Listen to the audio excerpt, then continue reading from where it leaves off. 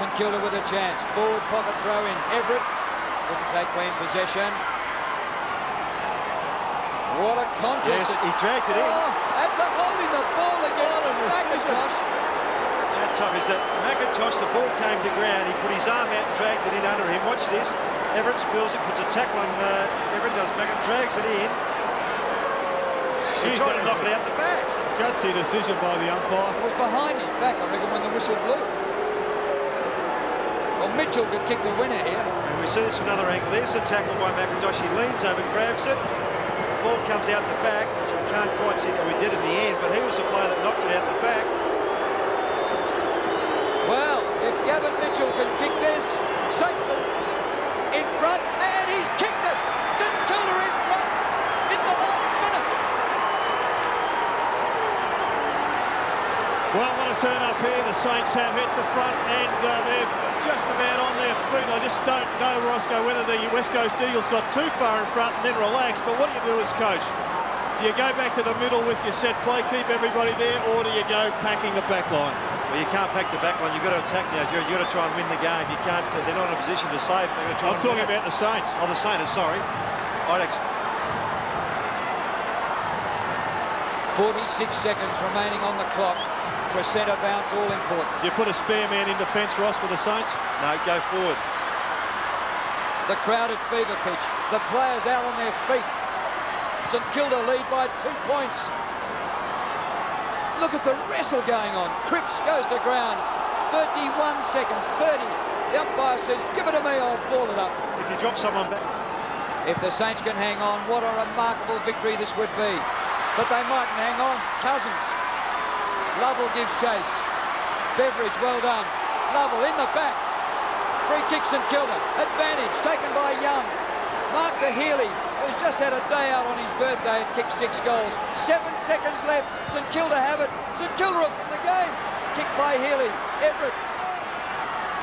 Wooden. Sarah. St Kilda by 2 points. Remarkable victory. He doesn't make that decision. Critical. I mean, they don't play other ones during the course of the game. Then you make one in front of goal like that. But it's a line ball decision. It's a very tough call. Well, absolute jubilation amongst the St Kilda players. They are just ecstatic. And this crowd is absolutely ropeable, all 36,000 of them. They are absolutely ropeable with that decision. But a great win by the Saints in the end. The Saints against the odds. The crowd going berserk. St Kilda by 2 points, 18-13 to 18-11. Beating the Eagles by 2 points. The Saints showed great courage and spirit without several big-name players who were forced out before the game with injury. Healy and Everett booted 6 for the winners. A birthday for Saints forward Daniel Healy, and he started the party with 2 first-quarter goals. St Kilda going goal for goal with the Eagles. 28-degree heat brought the ice vests out. Nicky Winmar found it choking. After trailing by just 2 points at quarter time, Cripps put the Saints in front for the first time at the start of the second term. And the Saints have hit the front, Jason. Darryl Wakelin was KO'd as the intensity stepped up. The Saints got the benefit of the doubt from the goal umpire, who gave Everett a birthday present to put them up by 16 points at half-time. Oh, goodness me! In the blink of an eye, the Eagles were out in front with an 8-goal-to-2 third term. And Donnelly kicks the goal. But the Saints showed tremendous courage, fighting back. Everett's 5th keeping them in touch against the odds. The tension was too much for coach Stan Alves. When Gavin Mitchell unloaded from a tricky angle, the Saints had hit the lead. Fighting fatigue, they held on for a miraculous 2-point win. I think Stan's happy. To the ladder, and despite that loss against the Demons, Sydney remain on top from the Western Bulldogs. The D's are now 5 from 6, while down the bottom the Blues are struggling. Fraser Garrick has been the big mover on the goal kickers. Holding the ball decision helps St Kilda beat West Coast by 2 points at Subiaco. Although the Saints led by 16 points at half-time, they looked gone until a last quarter fight back and that decision. Leith Mulligan again.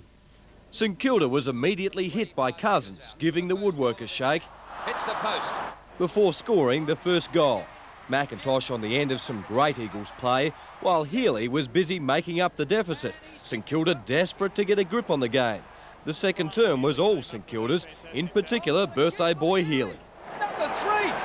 Sensational goal. But not Darryl Wakeland. He had dizzy spells, not from the heat, but after contact with Lovell. Aussie Jones found a sweet spot. West Coast now trailing and anything would do. Everett had trouble finding the gap. All of a sudden, dubious or not, they came his way. And that's just about over the goal post. It's like, oh, goodness me! The Saints comfortably 16 points ahead, but feeling the heat. So a cool West Coast pounced. Gehrig putting the Eagles within a kick. Then Donnelly stepped in. And Donnelly kicks the goal. 7 straight goals from the Eagles. This from Gehrig had the Saints in trouble. How about that for a goal? But Healy was going to go down fighting. For another one. He's got it. Another debatable holding the ball ruling going against West Coast. Mitchell with the chance to give St Kilda a miraculous win. And he's kicked it. Leith Mulligan, National 9 News. So to the early hours of this morning, welcomed by an enthusiastic and certainly dedicated band of supporters. Back in the West, Mick Malthouse was today trying to play any controversy down. We can look all we like at missed goals that we've got that we'll miss that were counted as goals and free kicks and that sort of thing. But at the end of the day, we contributed too much to St Kilda's ability to score. Umpire's boss This morning to greet the Saints home. Coach Stan Alves over the moon with the staggering comeback and the 4 points that went with it. I thought it was the best game that I've been involved in since I've been at the club. With about 10 minutes to go, the Saints trail by almost 5 goals, but an amazing fight back and a brave free kick against Ashley McIntosh in the dying minutes ensured one of the club's finest victories. Alves barely needing the phone in the desperate final seconds. Wooden, Sarah, St Kilda by 2 points. To cap it all off, the Saints came marching in without Stuart Lowe, Nathan Berg, Barry Hall and Andrew Thompson, who were all injured. And watching the game, certainly absolutely wrapped for the guys, but, you know, bitterly disappointed that I couldn't be out there and a part of it. One of the unlikely heroes was Daniel Healy, who with Spider Everett celebrated his 24th birthday yesterday. He's about the same age, and it's probably a sign of senility. That's almost the sign of what coaching's all about with Stan, though. There was in the middle of the game when you really exaggerate and absolutely on edge, and then the siren goes and you win a close game, and the sense of relief, that's the drug that keeps you going. It is, and I think that's very true, and it is a sense of relief more than any other thing in my life. I think, you know, winning a grand final or a game of that magnitude. We had one against the West Coast a couple of years ago, which I think Mainwaring might have hit the post with the last kick of the day. Anything better would have seen us lose. And there's just an absolute feeling of relief. Now, you must be keeping yourself pretty fit. Not only did we have cold showers, but after we stretched, we went and we swam at Beatty Park over there, and then the players had more fluid in them. And on the way back on the plane, it was interesting. Gary was walking around every 5 minutes. He was getting players up and making them walk around, and then we were stretching them in the aisle and stuff like that. So, and he was down here tonight just checking on them. With the phys ed background, David, the debate about is it much harder to go from cold to hot, to coming back from hot to cold? Like, for instance, the Brisbane team coming to Melbourne to play in cold conditions. I think that's researched, acknowledged fact. Which and is I think that's more difficult to travel from cold to hot and perform than Vicky Verka. Yeah. We made a decision early. We wanted to go to Darwin early this year, but we'd only go and play if we could go and acclimatise. And they say 6 or 7 days is what you really need, even to get. You can get 80% of your acclimatisation done in 6 to 8 days, but it takes about 3 weeks to get the remainder done. So teams that make the adjustment, I thought it was fantastic in terms of where they were, at least observing their inability when the Eagles were whacking the goals on. They weren't able to keep with them at that stage, and I thought they were physically gone. To be able to resurrect themselves in that climate, in those circumstances, one of the most incredible finishes and wins as a consequence. I wonder if the Eagles thought that too. I mean, they got 4 goals in front during the third quarter and a hot day that, gee, we're home, and maybe they just relaxed a bit. It sort of became a I think they were playing psychology. too well without the reverse psychology having some influence. Adrian Barrett, who worked the boundary line for us, wrote an article in the West Australian today which was pretty interesting. I think the Eagles are going to use it to their advantage. One senior St Kilda player told me he believed the Eagles have been playing without heart, and that was why he urged his teammates not to throw in the towel. Keep the pressure on, they'll crumble. Without Worsfold, they have little heart for the battle.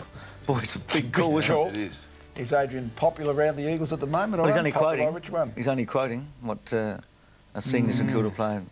Yes. Maybe Eagles coaching staff quite happy. He's made those few comments to actually give them something to get their teeth into. I'm so pleased we get them in a couple of weeks' time over there, so that's very helpful from our point of view, isn't it?